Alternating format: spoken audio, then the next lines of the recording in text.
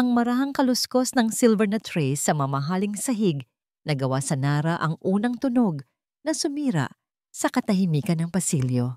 Ilang sandali pa, dahan-dahan itong itinulak palabas mula sa ilalim ng pinto ng kwarto ni Zoe.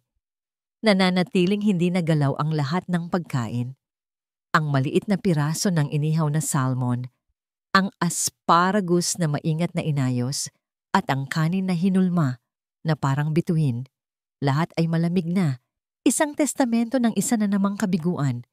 Napabuntong hininga si Catherine at naramdaman niya ang pamilyar na pagbigat ng kanyang mga balikat. 14 na araw. Muli na namang bigo, Catherine. Ang boses na yon, matigas at walang emosyon, ay nagmula sa kanyang likuran. Hindi na niya kailangang lumingon para malaman kung sino ito. Si Doña Imelda del Tiero, ang kanyang biyenan, ay nakatayo roon na parang isang reyna. Suot ang kanyang sutlang bestida kahit nasa loob lang ng mansyon. Hinarap siya ni Catherine, pinilit na itago ang panginginig ng kanyang mga kamay. Sinubukan ko po ang lahat, ma'am. Ito po ang paborito niya. Tiningnan ni Doña Imelda ang tray na may pagkasuklam, pagkatapos ay ibinalik ang tingin kay Catherine. Ang pagiging ina ay hindi isang laro ng pagsubok, Catherine. Ito ay tungkol sa lakas. Isang bagay na malinaw na wala ka. Ang bawat salita ay parang isang patalim na bumaon sa puso ni Catherine. Hindi po totoo yan. Mahal na mahal ko ang anak ko. Pagmamahal? Ang pagmamahal ay hindi sapat kung hinahayaan mong maging mahina ang iyong anak. Sagot ni Doña Imelda bago siya tinalikuran.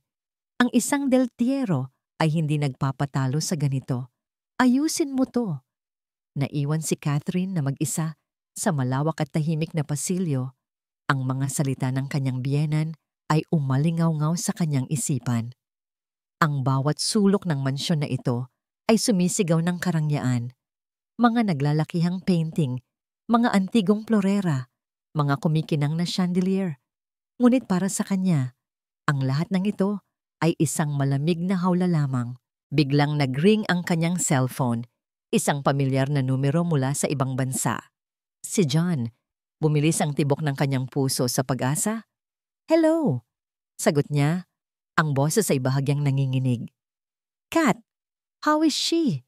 Tanong ni John sa kabilang linya. Walang paglalambing, diretsong tanong lang. Ang ingay sa likod niya ay tunog ng isang abalang opisina, hindi ng isang nag-aalalang ama. Ganoon pa rin, John. Ayaw pa rin niyang kumain. Ang sabi ng doktor, I know. Putol ni John. I'm already searching for another specialist. The best in Asia. Don't worry about the cost. I'll handle it. Napapikit si Catherine. Pera. Espesyalista. Iyon palagi ang solusyon ni John. Hindi na yun ang kailangan niya, John. Kailangan ka niya. Kailangan ka namin. Isang sandaling katahimikan. Kat, may multi-million deal akong isinasara dito. This is important for the company, for our future. Magiging okay din ang lahat. I have to go.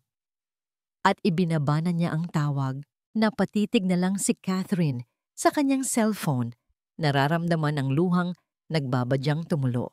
Ang kanyang asawa ay isang estranghero na nasa kabilang panig ng mundo. Ang kanyang biyenan ay isang malupit na hukom.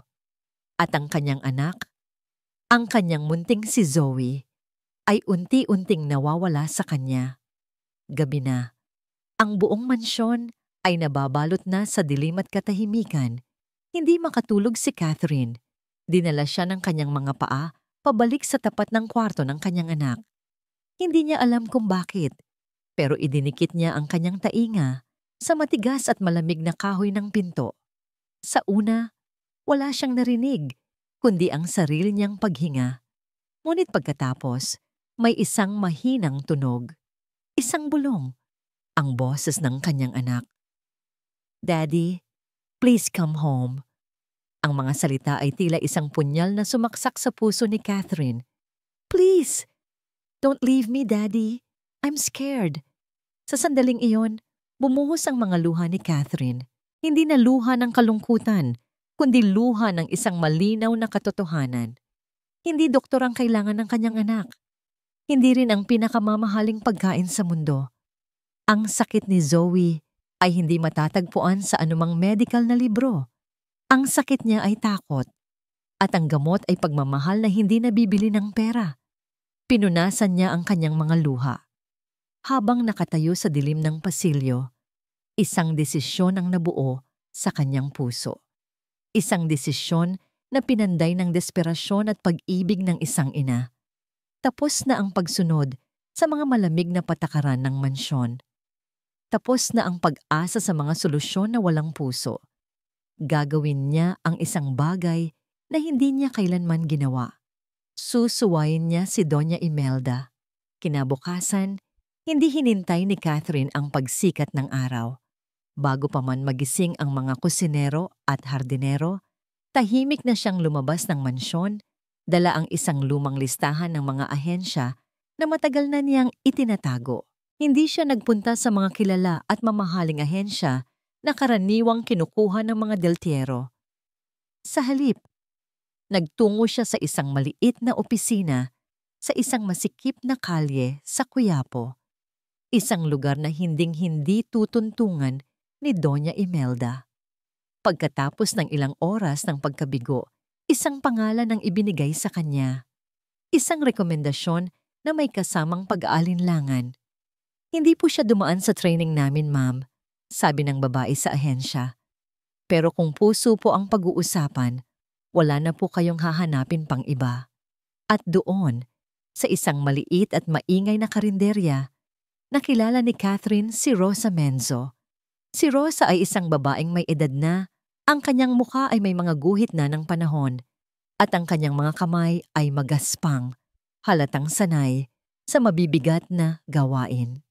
Walang anumang kahanga-hanga sa kanyang resume, ngunit mayroon siyang mga matang puno ng kalmadong pangunawa, at isang uri ng init na matagal nang hindi nararamdaman ni Catherine. Wala po kayong masyadong karanasan sa mga pamilyang tulad namin, sabi ni Catherine. Ang boses ay halos isang bulong. Ngumiti si Rosa, isang simpleng ngiti na nagbigay liwanag sa kanyang mukha. Ang pag-aalaga, ma'am, ay wala sa papel, nasa pakikinig, hindi lang sa tenga, kundi sa puso. Sa sandaling iyon, alam na ni Catherine, ito na ang kanyang huling baraha. Isang sugal na batay sa kutob at desperasyon. Maaari po ba kayong magsimula? Ngayon na? Ang pagpasok kay Rosa sa mansyon ay parang isang lihim na operasyon. Ginamit nila ang pinto sa likod, ang daanan ng mga katulong, at maingat na tinahak ang mga pasilyo na bihirang daanan ng pamilya. Bawat anino ay tila isang banta. Bawat tunog ay nagpatigil sa kanilang paghinga. Nakarating sila sa paanan ng malawak na hagdanan nang hindi napapansin. Nakahinga na sana nang maluwag si Catherine, nang isang malamig na boses ang pumuno sa hangin. At saan mo naman dadalhin ang bisitang yan, Catherine? Nakatayo si Doña Imelda sa tuktok ng hagdanan. Ang kanyang presensya ay kasing bigat ng katahimikan sa buong mansyon. Dahan-dahan siyang bumaba, ang bawat hakbang ay tila isang paghatol. Napahawak ng mahigpit si Catherine sa braso ni Rosa. Ito na yon, ang pagtutuos. Sino ang babaeng yan? Tanong ni Doña Imelda.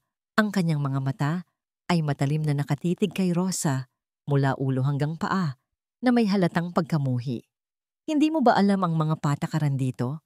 Walang sino mang maaaring pumasok sa pamamahay na ito nang walang pahintulot ko. Humugot ng malalim na hininga si Catherine.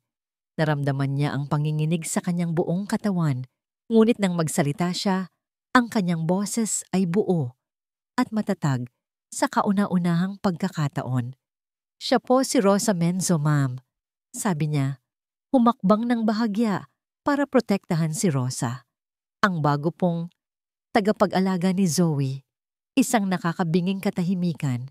Nakita ni Catherine ang pagkagulat sa mga mata ni Doña Imelda. Hindi ito sanay na sinasagot. Nagbibiro ka ba?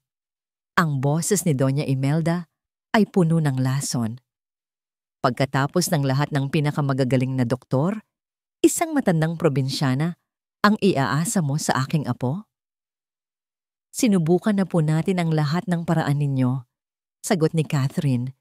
Ang tapang ay nagmumula sa isang lugar na hindi niya alam na mayroon siya. Ang imahe ng kanyang anak na nagugutom at malungkot ang nagbibigay sa kanya ng lakas. Ngayon, susubukan ko naman ang sa akin.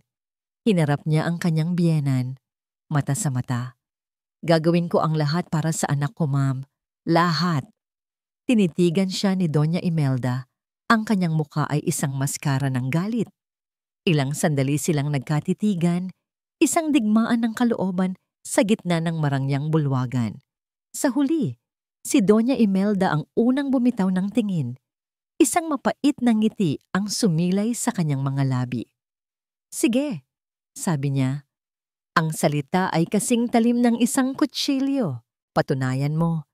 May isang araw siya para ipakita kung ano ang kaya niyang gawin. Humakbang siya palapit kay Catherine. Ang kanyang muka ay ilang pulgada na lang ang layo. Pero tandaan mo ito, bulong niya. Sapat lang para marinig nilang dalawa. Isang pagkakamali lang, Catherine, at pareho kayong mapapalayas sa pamamahay na ito. Pagkatapos ay tinalikuran na niya sila, ang kanyang paglakad ay marahan at puno ng kapangyarihan. Nag-iwan kina Catherine at Rosa sa nakakabinging katahimikan ng bulwagan. Nanginginig man, naramdaman ni Catherine ang isang maliit na bagay na sumibol sa kanyang dibdib, pag-asa. Ang unang araw ni Rosa sa mansyon ng mga Del Tiero ay parang paglalakad sa isang magandang museo na walang kaluluwa. Ang bawat bagay ay perpekto sa lugar nito, makintab at napakamahal. Ngunit ang hangin ay mabigat sa kalungkutan at ang katahimikan ay mas malakas pa kaysa sa anumang ingay. Si Doña Imelda ay parang isang agila. Ang mga mata ay laging nakamasid sa bawat galaw niya. Ipinatawag siya nito sa opisina nito at binigyan ng isang mahabang listahan ng mga patakaran. Bawal hawakan ang mga palamuti. Bawal makipag-usap sa ibang katulong maliban kung may kaugnayan sa trabaho. At higit sa lahat, bawal pumasok sa kwarto ni Zoe nang walang pahintulot. Ang pagkain ng bata ay ihahanda ng aming chef, sabi ni Doña Imelda. Ang boses ay kasing lamig ng marmol na sahig. Ang tanging gagawin mo ay ihatid ito sa tapat ng kanyang pinto. Huwag mong kausapin. Huwag mong pilitin. Malinaw ba? Opo, ma'am, sagot ni Rosa. Ang kanyang boses ay magalang ngunit hindi takot. Habang naglalakad si Rosa sa malawak na hardin ng mansyon, napansin niya ang isang hardinero na maingat na pinuputol ang mga layang dahon ng mga rosas. Lumapit siya rito. Magandang umaga po, bati ni Rosa. Tumingin ang hardinero, nagulat na may bumati sa kanya. Magandang umaga rin po. Ang gaganda po ng mga bulaklak dito. May paborito po ba si Ma'am Zoe? Tanong ni Rosa. Napangiti ang matandang hardinero. Naku, dati po. Paborito niyang pitasin yung mga gumamela sa likod. Tuwang-tuwa siya pag isinasabit niya sa tenga niya. Pero matagal na po yun. Simula nang magkasakit siya, bawal na raw pong magpapasok ng anumang bulaklak sa loob ng bahay. Baka raw may alikabok. Nagpasalamat si Rosa at nagpatuloy sa paglalakad. Isang ideya ang nabuo sa kanyang isipan. Isang simpleng ideya na labag sa lahat ng patakaran ni Doña Imelda. Pagdating ng tanghalian, inihanda na ng chef ang tray para kay Zoe. Isang perpektong pagkain na mukhang masarap ngunit walang buhay. Kinuha ni Rosa ang tray. Pero bago siya umalis sa kusina, lumingon siya sa paligid. Nang makitang walang nakatingin, maingat niyang dinukot mula sa kanyang bulsa ang isang bagay. Isang sariwang bulaklak ng gumamela na may matingkad na kulay pula na pinitas niya kanina sa hardin. Dahan-dahan niyang inilagay ang bulaklak sa gilid ng plato, isang tuldok ng kulay sa gitna ng kaputian. Ito ay isang maliit na pagsuway, isang tahimik na pag-asa. Dala ang tray, tinahak niya ang daan patungo sa kwarto ni Zoe. Ramdam niya ang titig ng mga kapwa katulong at ang presensya ng isang CCTV camera sa dulo ng pasilyo. Ngunit ang kanyang puso ay kalmado. Nang malapit na siya sa pinto, isang anino ang humarang sa kanyang daan. Si Doña Imelda. Ang mga mata ng matanda ay agad na napako sa pulang bulaklak sa tray. Ang kanyang muka ay nagdilim sa galit. Ano ang kahangalan na ito? Ang sigaw niya. Ang boses ay umalingaw-ngaw sa tahimik na pasilyo. Sinabi ko ng malinaw na pagkain ang ihahatid mo. Pagkain ang kailangan ng apo ko. Hindi basura. Hinawakan niya ang tray. Ang kanyang mga daliri ay nanginginig sa galit. Itataas na sana niya ito para ihagis sa sahig. Naghihintay si Rosa sa sigaw. Sa pagpapalayas sa kanya, handa na siya. Ngunit bago pa man maihagis ni Doña Imelda ang tray, isang mahinang tunog ang narinig nila. Kriyak! Ang pinto ng kwarto ni Zoe, na laging nakasara, ay dahan-dahang bumukas, isang maliit na siwang lang. At mula sa siwang na yon, lumitaw ang isang pares ng malalaki at malulungkot na mga mata. Hindi ito nakatingin sa pagkain, hindi ito nakatingin sa kanila. Ang mga mata ni Zoe ay nakatitig lamang sa isang bagay, sa maliit at pulang bulaklak ng gumamela. Nakatayo si Catherine sa di kalayuan, sa dulo ng pasilyo, kasama ang anino ng takot na si Doña Imelda. Hindi siya makahinga. Ang bawat tibok ng kanyang puso ay isang malakas na dagundong sa kanyang dibdib. Sa loob ng 2 linggo, ang pinto ng kwartong yon ay nanatiling isang pader sa pagitan niya at ng kanyang anak. Ngayon, bukas ito.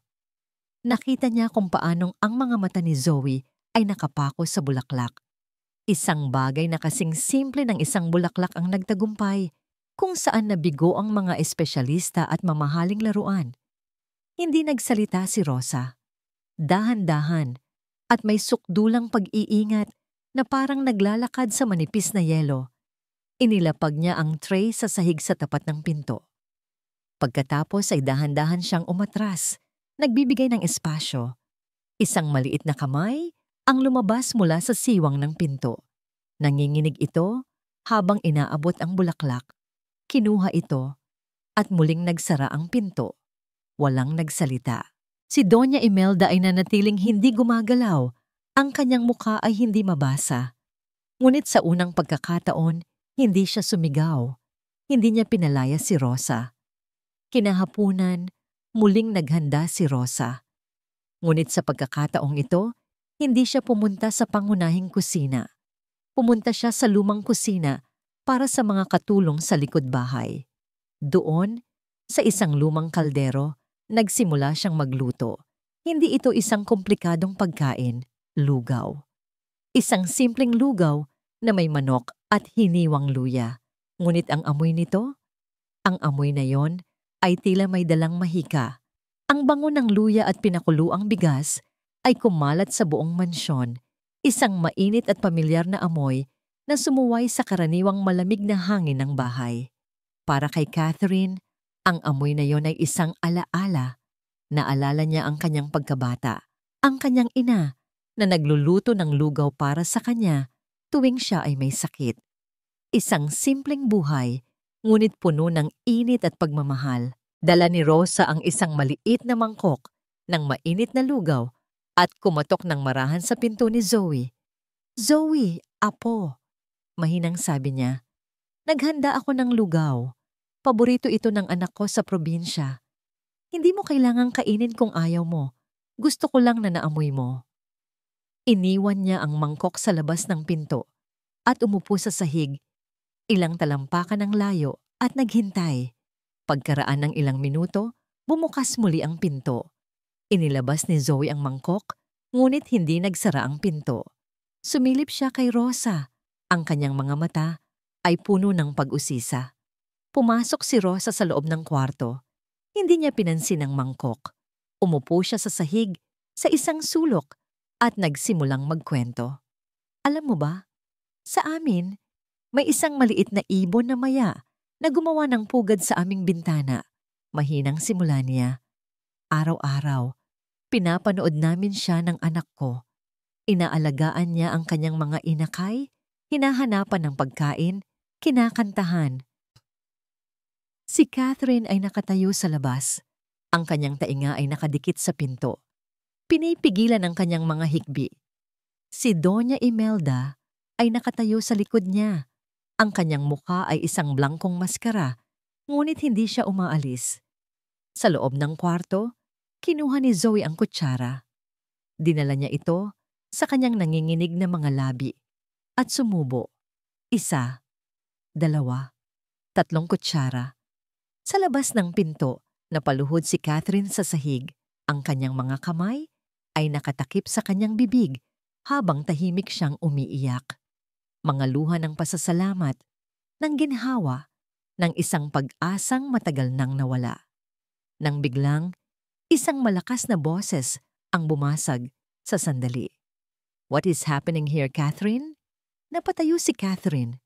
Ang kanyang mukha ay basa ng luha at nakita niya ang kanyang asawa, si John Del Tiero, na nakatayo sa dulo ng pasilyo. Kakadating lang niya mula sa airport.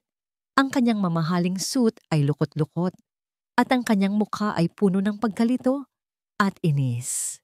Nakita niya ang kanyang umiiyak na asawa sa sahig, ang kanyang ina na nakatayo na parang estatwa, at ang pinto ng kwarto ng kanyang anak na nakabukas kung saan may isang estrangherang babae sa loob.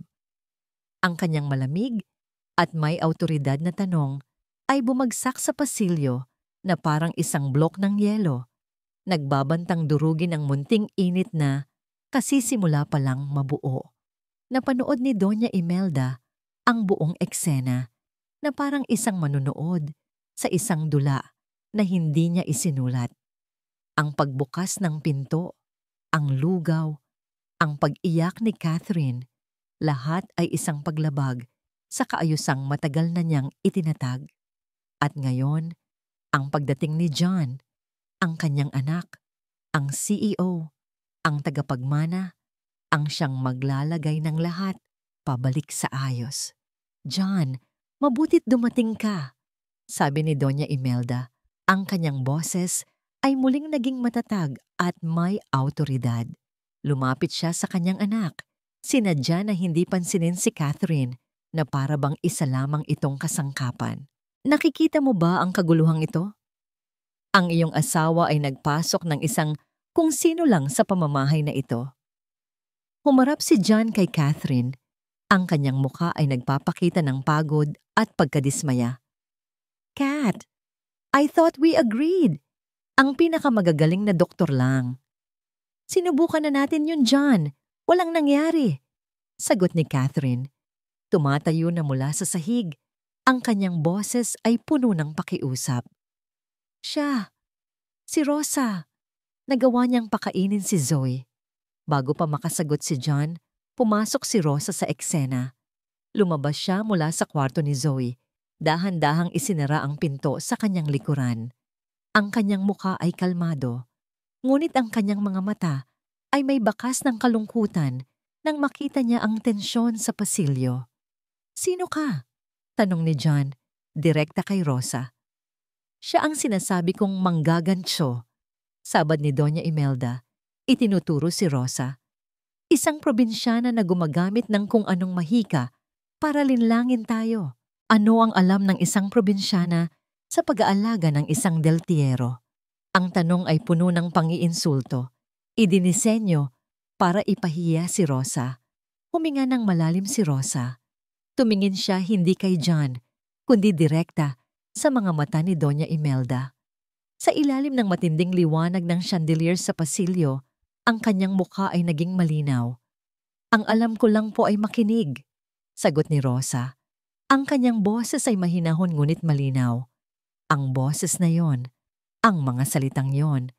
Biglang natigilan si Doña Imelda. Ang buong mundo sa paligid niya ay tila huminto. Ang boses na yon ay umaling-awngaw sa kanyang isipan, hindi bilang boses ng isang estranghera, kundi bilang isang multo mula sa nakaraan. Ang ilaw mula sa chandelier ay tila nag-iba. Ang mukha ni Rosa ay tila nagbago, naging mas bata, pamilyar. Isang alaala, isang bangungot na matagal na niyang ibinaon sa pinakamadilim na sulok ng kanyang isipan ay biglang bumukas na parang isang sirang dam. Isang silid na puno ng mga libro at mga piyesa ng musika. Ang tunog ng isang piano. Isang binatang payat na may malulungkot na mata. Si Alfonso, ang kanyang panganay. At sa tabi nito, isang mas batang babae, isang buem, na nakangiting nakikinig sa kanyang pagtugtog. Ang galing-galing ninyo, Senyorito Alfonso, sabi ng babae. Ang musika ninyo, nakikinig ito sa puso. Ang mukha ng babaeng iyon. Napaurong si Doña Imelda. Ang kanyang mga mata ay nanlalaki sa hindi makapaniwalang pagkasindak. Ang tibok ng kanyang puso ay dumadagundong sa kanyang mga tainga. Hindi maaari. Imposible, bulong niya. Lumingon si Rosa sa kanya at sa mga mata nito nakita ni Doña Imelda ang isang kislap ng pagkilala ng isang nakaraang pareho nilang pinagsaluhan at pilit na kinalimutan. Ang lahat ng lakas sa katawan ni Doña Imelda ay biglang nawala. Ang kanyang pagiging reyna ay gumuho. Ang natira ay isang matandang babae na hinaharap ang isang multo. Itinaas niya ang isang nanginginig na daliri. Itinuro si Rosa na parang nakakita ng isang aparisyon. Ang kanyang boses ay isang sigaw na puno ng takot at galit na naipon sa loob ng 30 taon. Ikaw, anong ginagawa mo rito? Pinalayas na kita noon. Ang sigaw ni Doña Imelda ay sumabog sa pasilyo na parang isang bomba, nag-iwan ng isang nakakabinging katahimikan. Si Catherine ay napatingin mula kay Doña Imelda patungo kay Rosa. Ang kanyang muka ay puno ng pagkalito. Si John naman ay napakunot ang noo. Sinusubukang intindihin ang eksenang nagaganap sa kanyang harapan. Ma, anong sinasabi mo? Tanong ni John, lumalapit sa kanyang ina. Sino siya? Paanong kilala mo siya? Ngunit si Doña Imelda ay hindi nakatingin sa kanya. Ang kanyang mga mata ay nakapako pa rin kay Rosa, puno ng galit na may halong takot. Umalis ka sa pamamahay ko, sigaw muli ni Doña Imelda kay Rosa. Wala kang karapatang tumuntong dito. Tama na po, ma'am. Biglang sabad ni Catherine, humaharang sa pagitan ni Doña Imelda at ni Rosa. Hindi niya maintindihan ang nangyayari, pero nakita niya ang takot sa mga mata ni Rosa at ang instinct ng isang ina na protektahan ang taong tumulong sa kanyang anak ay nanaig. Ano po ba ang problema? Ang problema, Catherine, sabi ni Doña Imelda, ang bawat salita ay may diin, ay ang babaeng iyan. Siya ang dahilan. Siya ang may kasalanan sa nangyari noon. Anong nangyari noon? Si John na ang nagtanong. Ang kanyang boses ay may awtoridad na ngayon. Ma, I demand an explanation. Hinila ni John ang kanyang ina palayo sa gitna ng pasilyo at dinala ito sa loob ng malawak na library. Isinara niya ang pinto, nag-iwan kay Catherine at Rosa sa labas. Mula sa kinatatayuan nila, maririnig nila ang mahinang pagtatalo sa loob. Catherine, Ma'am, mahinang sabi ni Rosa. Ang kanyang mga mata ay puno ng lungkot. Sino po ba talaga kayo, Aling Rosa? Tanong ni Catherine. At sino po si Alfonso? Bago pa makasagot si Rosa, bumukas ang pinto ng library. Lumabas si John. Ang kanyang mukha ay seryoso at hindi mabasa. Sa likod niya, si Doña Imelda ay nakaupo sa isang silya. Ang kanyang mukha ay maputla, ngunit ang kanyang mga mata ay nag-aapoy pa rin sa galit. Lumapit si John kay Catherine. Kat, pumasok ka muna sa kwarto ni Zoe. Bantayan mo siya. Kami na ang mag-uusap. Tumingin si Catherine kay Rosa, puno ng pag-aalala. Ngunit tumango na rin at pumasok sa silid ng anak. Nang silang tatlo na lang, si John, Doña Imelda at Rosa ang naiwan. Hinarap ni John si Rosa. Ang kanyang tono ay hindi na galit, kundi puno ng pag-usisa. Ang sabi ng ina ko, simula ni John, mayroon akong kapatid na namatay bago pa ako magkaisip. Si Kuya Alfonso, at ikaw daw. Si Rosa Menzo ang kanyang yaya noon. Tumango si Rosa. Totoo po, sir.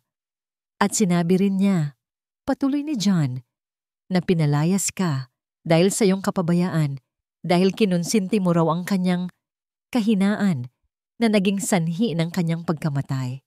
Sa loob ng library, narinig nila ang mahinang hikbi ni Doña Imelda. Umiling si Rosa. Ang kanyang mga mata ay hindi bumibitaw sa pagkakatitig kay John. Hindi po yun ang buong katotohanan, sir. Kung gayon, ano ang katotohanan? Hindi sumagot si Rosa gamit ang mga salita. Sa halip maingat niyang dinukot mula sa luma niyang pitaka ang isang kapirasong papel na nakatupi at halatang itinago sa loob ng maraming taon. Naninilaw na ito at malutong na sa kalumaan. Inabot niya ito kay John.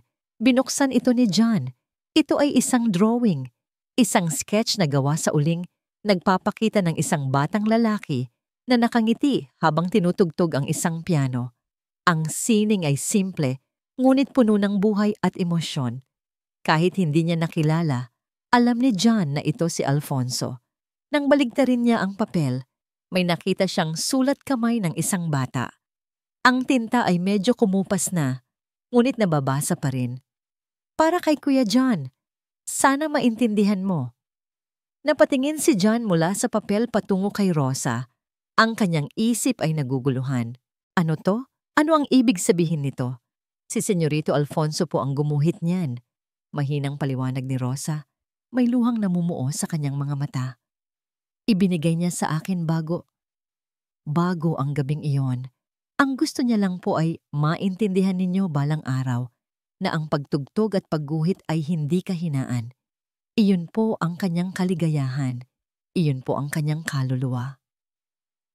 Isang malamig na hangin ang tila umihip sa pasilyo. Ang mga salita ni Rosa ay isang direktang kontradiksyon sa lahat ng sinabi ni Doña Imelda sa loob ng library. Si John ay nakatayo sa gitna, hawak ang isang piraso ng nakaraan, napipilitang pagdudahan ang lahat ng kanyang alam tungkol sa sarili niyang pamilya. Hawak ni Catherine ang kamay ng natutulog na si Zoe nang pumasok si John sa kwarto. Ang mukha ng kanyang asawa ay isang komplikadong mapa ng pagkalito, sakit at isang emosyon na matagal na niyang hindi nakikita. Pag-aalinlangan. Inilatag ni John ang luma at naninilaw na drawing sa kama.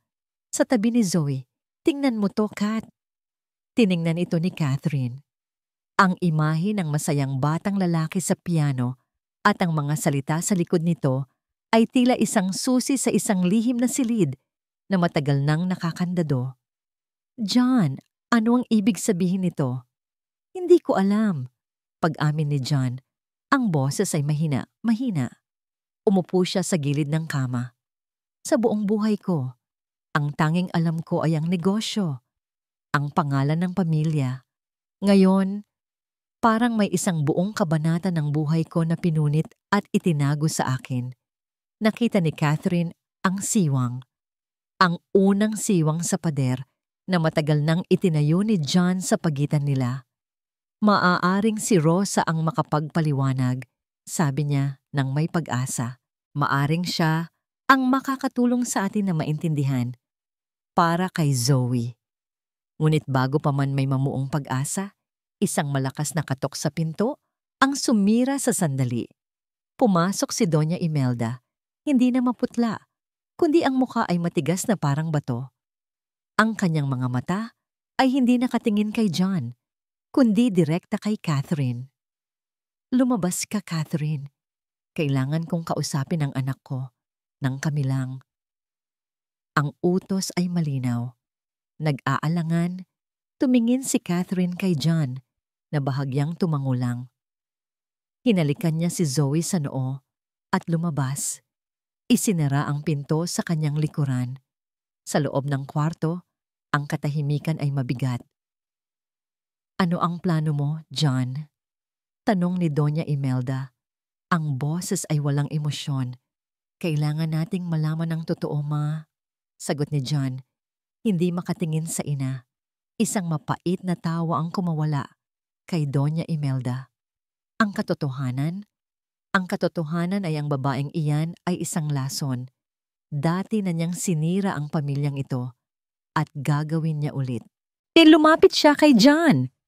"Alam mo, ang asawa mo, si Catherine, napakagaling niyang magpanggap na mahina.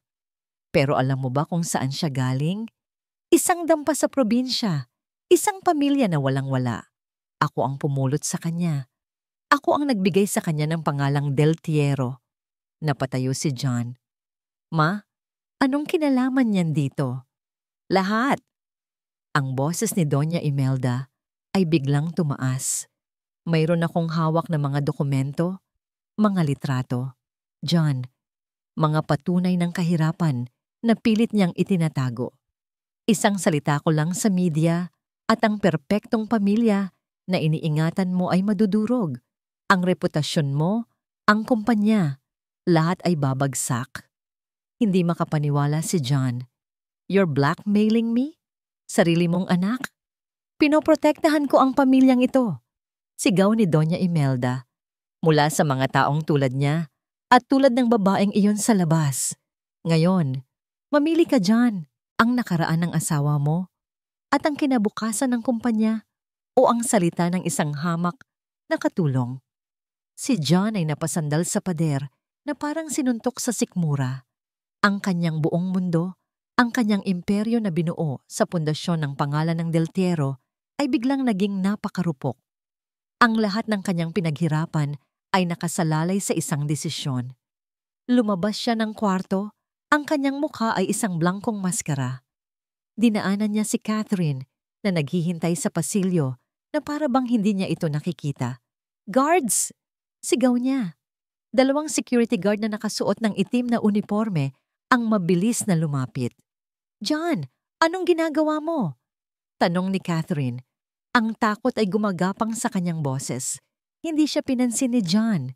Hinarap niya si Rosa na nakatayo sa isang sulok, nakayuko. "I'm sorry," sabi ni John. Ang mga salita ay walang kabuhay-buhay. "Hindi ka na maaaring manatili dito. Kailangan mo nang umalis." "John, hindi. Please!" Pagmamakaawa ni Catherine, humahawak sa braso ng asawa, ngunit para siyang humahawak sa isang bato. "Sir, Ma'am, ang bata," sabi ni Rosa. Ang kanyang boses ay nanginginig. "Palabasin niyo na siya," utos ni John sa mga gwardiya. Walang pag-aalinlangan, hinawakan ng 2 gwardiya si Rosa sa magkabilang braso. Sa labas, bumubuhos ang malakas na ulan. Ang tunog nito ay tila isang malungkot na pag-iyak. Si Catherine ay napasigaw habang pinapanood niya ang eksena. Ang babaeng nagbigay sa kanya ng pag-asa ay kinakaladkad palabas ng mansyon. Itinapon sa gitna ng malakas na ulan at madilim na gabi. Tumayo siya roon, basang-basa sa luha. Nakatingin kay John na nakatayo lang na parang estatwa, walang emosyon. Ang kanyang puso ay nadurog sa 1,000 piraso. Nawala na ang lahat. Bigla, mula sa loob ng kwarto ni Zoe, isang mahinang sigaw ang narinig nila na sinundan ng isang malakas na kalabog. Tumakbo si Catherine papasok sa silid. Si Zoe ay nakahandusay sa sahig, walang malay. Ang mga puting pasilyo ng pinakamahal na ospital sa Maynila ay hindi naging kaiba sa malamig na pasilyo ng mansyon. Para kay John Del Tiero, ang pagkakaiba lang ay ang amoy. Ang amoy ng antiseptic na humahalo sa amoy ng kanyang sariling takot. Nakatayo siya sa labas ng emergency room, nakatingin sa salamin kung saan ang mga doktor at nurse ay kumikilos ng mabilis sa paligid ng maliit at payat na katawan ng kanyang anak na si Zoe. Ang kanyang suit na nagkakahalaga ng libo-libong dolyar ay lukot na. Ang kanyang cellphone na karaniwang hindi nahihiwalay sa kanyang kamay ay nasa bulsa niya, nakalimutan. Sa unang pagkakataon, sa kanyang buhay bilang isang CEO, wala siyang kontrol. Ang pera niya, ang kanyang kapangyarihan, ang kanyang pangalan. Lahat ay walang silbi sa loob ng mga dingding na ito. Lumabas ang isang doktor, ang muka ay pagod at seryoso. Mr. Del Tiero? How is she? Is she okay? Tanong ni John. Ang boses ay halos hindi marinig. Si Catherine, na kanina pa tahimik na umiiyak sa isang sulok, ay napatayo at lumapit. Huminga ng malalim ang doktor. Physically, we are stabilizing her. Ngunit ang kanyang vital signs ay napakahina. Tila, sumusuko na ang kanyang katawan. Tumingin ang doktor sa kanilang mga mata. Sir, ma'am, wala na po ito sa mga kamay namin. Kailangan niyang piliing mabuhay. Ang mga salitang iyon ay parang isang suntok na nagpabagsak kay John. Napasandal siya sa pader, ang lakas ay tila biglang naubos. Kailangan niyang piliing mabuhay. Nang mga sandaling iyon, ang lahat ay naging malinaw. Ang mga board meeting, ang mga kontrata, ang stock market. Lahat ay naging walang kwentang ingay. Ang tanging mahalaga ay ang batang babae na nasa loob ng silid na yon, na lumalaban para sa kanyang buhay dahil sa isang labanan na hindi niya maintindihan. At pagkatapos, nakita niya ang kanyang ina. Si Doña Imelda ay nakatayo sa dulo ng pasilyo, ang kanyang postura ay perpekto pa rin, ngunit ang kanyang mukha ay maputla. Isang galit na hindi pa nararamdaman ni John, kailanman ang biglang umapoy sa loob niya. Nilapitan niya ang kanyang ina. Ang bawat hakbang ay mabigat sa galit at pagsisisi. This is your fault, sabi niya. Ang boses ay nanginginig. John, hindi ito ang oras para... No, sigaw ni John. At sa unang pagkakataon, ang mga tao sa paligid ay napatingin sa makapangyarihang si John Del Tiero na nawawala ang kontrol. Your rules, your pride, your secrets, look what it has done. Halos mapatay na nito ang anak ko. Itinuro niya ang pinto ng emergency room. Ano ang nangyari sa gabing iyon, ma? Ang totoong nangyari kay Kuya Alfonso. Sabihin mo sa akin ang totoo. Ngayon na. Tumingin si Doña Imelda sa paligid, sa mga nurse na nagbubulungan, sa mga security guard na nakatingin. John, wag dito. Dito. Ngayon din. Giit ni John. I deserve to know. My daughter deserves the truth. Sa wakas, ang pader na itinayo ni Doña Imelda sa loob ng 30 taon ay nagsimulang gumuho. Ang kanyang mga balikat ay nanghina. Ang kanyang mga mata ay napuno ng luha na matagal na niyang pinigilan. Mahal niya ang piano. Nagsimula siyang magsalita. Ang boses ay basag. Pero sinabi ng ama mo na ito ay isang kahinaan, isang kahihiyan sa pangalan ng Del Tiero. Isang flashback ang naglaro sa isipan ni Doña Imelda. Isang gabi, narinig ko siyang tumutugtog. Isang malungkot na kanta. Pumasok ako. At sinabi kong itigil na niya ang kahibangang iyon. Hindi siya nakinig. Ang kanyang paghinga ay naging isang hikbi. Kaya kumuha ako ng martilyo at sinira ko ang piano. Sinunog ko ang kanyang mga drawing sa harapan niya. Sinabi ko sa kanya na kung hindi siya magiging isang Del Tiero, mas mabuti pang mamatay na lang siya. Napasinghap si Catherine. Kinabukasan, patuloy ni Doña Imelda, ang mga luha ay malayang dumadaloy sa kanyang pisngi. Hindi na siya lumabas ng kwarto. Hindi na siya kumain. Si Rosa, sinubukan ni Rosa na tulungan siya. Lihim siyang dinadalhan ng pagkain. Kinukwentuhan siya. Ngunit nahuli ko siya. At para pagtakpan ang aking ginawa, ang aking kasalanan, pinalayas ko siya. Sinisi ko siya sa lahat. Pagkaraan ng ilang linggo, natagpuan na lang namin si Alfonso. Wala nang buhay. Ang pag-amin ay bumagsak sa gitna ng pasilyo, isang katotohanang napakatindi at napakasakit. Ang kasaysayan ay umuulit sa sarili nito at si Zoe ang nagbabayad para sa mga kasalanan ng nakaraan.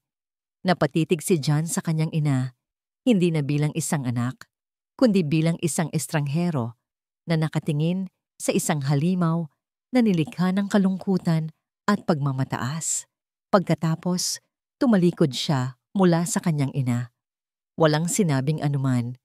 Humarap siya kay Catherine. Ang kanyang mga mata ay puno ng isang bagong determinasyon, isang desperadong kalinawan. "Hanapin natin si Rosa," sabi niya. Ang boses ay basag ngunit puno ng isang huling hibla ng pag-asa. Ngayon din. Ang terminal ng bus sa Pasay ay isang magulong mundo ng ingay, usok, at libo-libong mukha ng mga taong paalis o pabalik. Sa gitna ng kaguluhang ito, nakaupo si Rosa Menzo sa isang matigas na upuang plastik, yakap ang kanyang lumang bag. Sa loob nito ay ang kaunting sahod na kanyang natanggap at ang pira-pirasong alaala ng isang batang babae na may malulungkot na mata. Uuwi na siya sa probinsya. Bigat sa kanyang dibdib ang kabiguan. Nabigo siyang tulungan si Zoe, tulad ng pagkabigo niya noon kay Alfonso. Siguro, tama si Doña Imelda. Siguro ay isa lang siyang hamak na probinsyana na walang lugar sa mundo ng mga mayayaman at komplikado. Isang bus na papuntang Bicol ang huminto sa kanyang harapan. Ang ugong ng makina nito ay parang isang tawag para sa pagsuko. Tumayo na siya, handa ng talikuran ng lahat, nang isang boses ang sumigaw ng kanyang pangalan. "Aling Rosa!" Lumingon siya, at sa gitna ng maraming tao, hindi siya makapaniwala sa kanyang nakita. Si Catherine at si John Del Tiero, ang makapangyarihang CEO, ay tumatakbo palapit sa kanya. Ang kanilang mamahaling damit ay gusot. Ang kanilang mga mukha ay puno ng desperasyon. "Sandali lang po. Huwag po kayong umalis," sigaw ni Catherine. Nang makalapit sila, si John, ang lalaking nagpalayas sa kanya sa gitna ng ulan, ay humihingal, hindi dahil sa pagod, kundi dahil sa emosyon. "Aling Rosa." Simula niya, ang kanyang boses ay nanginginig. Hindi niya alam kung paano magsisimula. Ang mga salita ng pagpapakumbaba ay banyaga sa kanyang dila. Kaya't ginawa niya ang isang bagay na hindi pa niya nagawa sa buong buhay niya. Yumuko siya. Ang makapangyarihang si John Del Tiero ay yumuko sa harap ng isang matandang katulong sa gitna ng isang maingay na terminal ng bus. "Patawarin niyo po ako," sabi niya. Ang kanyang boses ay basag. Ang mga salita ay tapat. Walang bahid ng pagmamataas. Sa lahat ng ginawa ko, sa lahat ng hindi ko ginawa, kasalanan ko po ang lahat." Tumingin siya sa mga mata ni Rosa at sa unang pagkakataon, hindi ang CEO ang nakita ni Rosa, kundi isang ama na natatakot na mawalan ng anak. "Kailangan po kayo ng anak ko," sabi ni John. "Please, kailangan po namin kayo." Si Catherine ay humawak sa magaspang na kamay ni Rosa. "Parang awa niyo na po, Aling Rosa. Nag-aagaw buhay po si Zoe. Tinatawag niya ang pangalan ninyo." Nakita ni Rosa ang sakit sa kanilang mga mata, ang pagsisisi at ang pag-ibig na sa wakas ay natagpuan ng tamang daan. Ang kanyang sariling sakit ay biglang nawala, napalitan ng habag na laging naging sentro ng kanyang pagkatao. Ang pag-ibig niya para kay Zoe ay mas malakas kaysa sa anumang sugat na dulot ng pagpapalayas sa kanya. Tumango siya. Ang mga luha ay namumuo sa kanyang mga mata. "Tara na." Ang pagbabalik sa ospital ay mabilis at tahimik. Si Doña Imelda ay nakatayo pa rin sa pasilyo, na parang isang estatwang gawa sa pagsisisi. Nang makita niya si Rosa, napayuko siya, hindi makatingin ng direkta. Isang tahimik na pag-amin ng kanyang pagkakasala. Dire-diretso si Rosa sa silid ng ICU. Sa loob, ang tunog lang na maririnig ay ang mahinang beep ng makinang sumusubaybay sa puso ni Zoe. Ang bata ay napakapayat, napakaputla, na may mga tubo na nakakabit sa kanyang maliit na katawan. Umupo si Rosa sa tabi ng kama. Kinuha niya ang maliit at malamig na kamay ni Zoe sa pagitan ng kanyang dalawang palad. Sinubukang ibigay ang init ng kanyang katawan. Hindi siya nagsalita tungkol sa sakit o sa pagkain o sa mga doktor. Nagsimula siyang magkwento. Alam mo ba, Apo? Bulong niya.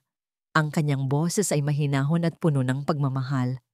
Yung ibong maya na kinwento ko sa'yo, lumipad na ang kanyang mga inakay ngayon.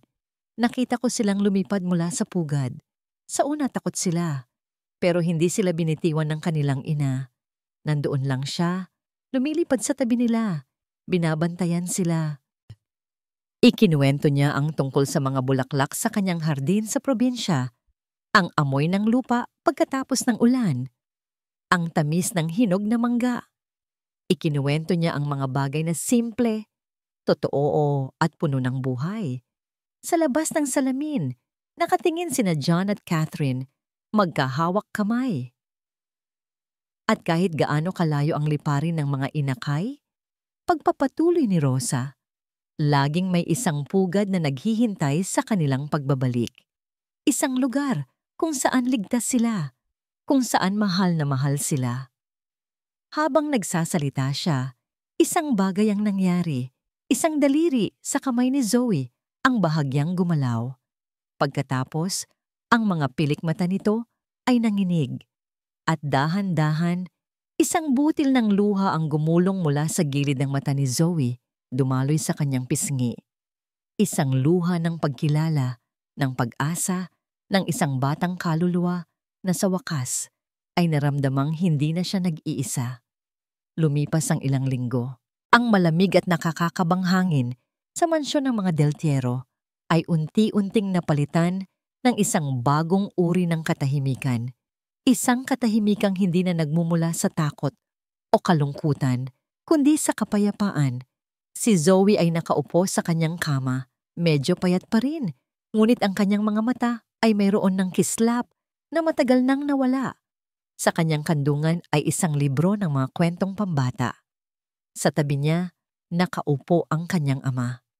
Si John Deltiero, suot ang isang simpleng t-shirt, ay matiyagang binabasa ang kwento tungkol sa isang matapang na prinsesa. Biglang nagring ang kanyang cellphone, ang espesyal na linya para sa pinakamahahalagang tawag mula sa kumpanya. Dati, ito ang tunog na kayang magpatigil ang mundo para sa kanya. Ngayon, tiningnan lang niya ito, pinatay ang tawag at ipinagpatuloy ang pagbabasa. Tumingin siya kay Zoe at ngumiti. Saan na nga ba tayo ulit, prinsesa? Sa hardin, nakita ni Catherine si Doña Imelda na nakatayo malapit sa mga gumamela. Nag-aalangan siyang lumapit. Ang kanilang relasyon ay hindi na kasing tindi ng dati. Ngunit meron pa ring isang pader ng awkward na katahimikan sa pagitan nila. Ma'am, bati ni Catherine, lumingon si Doña Imelda. Hindi na siya nakatingin kay Catherine ng may pagkamuhi, kundi may isang bagay na tila pagsisisi sa kanyang mga mata. Tumingin siya sa isang bagong tanim na paso ng gumamela na nakalagay malapit sa bintana ng silid ni Zoe. Siguraduhin mong nadidiligan yan, sabi ni Doña Imelda. Ang boses ay magaspang pa rin, ngunit wala na ang lason. Gusto ng bata ang mga bulaklak. Pagkatapos ay tumalikod na ito at pumasok sa loob. Iyon na ang pinakamalapit sa isang paghingi ng tawad na kayang ibigay ng matanda. Para kay Catherine, sapat na yon. Nang gabing iyon, hindi sila kumain sa malawak at formal na dining hall. Sa halip, sa mas maliit na kusina, isang simpleng hapag ang inihanda. Si Rosa Menzo ay nagsasali ng mainit na lugaw sa mga mangkok. Hindi na siya isang katulong na takot sa bawat anino. Siya ay naging bahagi na ng pamilya, ang kanilang angkla, ang kanilang puso. Umupo si John sa tabi ni Rosa. Aling Rosa, sabi niya, nakausap ko po ang doktor ng anak ninyo sa probinsya.